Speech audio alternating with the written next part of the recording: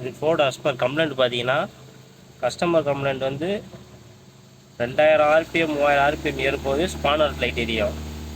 இதுதான் customer complaint. இப்படி எரியும் போது என்ன ஆகுதுன்னா, பிக்கப் வந்து ட்ராப் ஆயிடுது, வண்டியோடைய 60-70க்கு மேலே போகாது. நம்ம ஸ்கேனர் போட்டு பார்த்தோம்னா, ஸ்கேனரில் என்ன கோடு வருதுன்னா, camshaft position sensor circuit bank 1 or single sensor failure.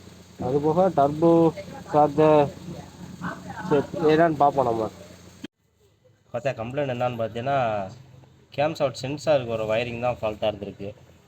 என்ன பண்ணோம்னா, ஃபஸ்ட்டு கண்டினியூட்டி செக் பண்ணி பார்த்தோம்.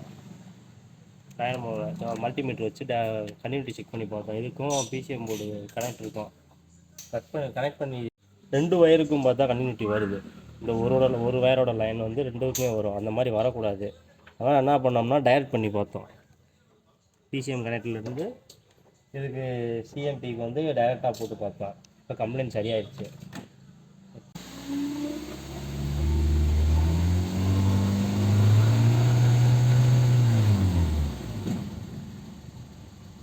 இப்போ கம்ப்ளைண்ட் அரெஸ்ட் ஆயிடுச்சு. சிஎம்பி கோடு எதுவும் ப்ரெசென்ட் ஆகலை. நம்ம முன்னாடி ஏர் ஃபில்டர் மாட்டாதனால அதோட கோடு மட்டும்தான் வந்திருக்கு.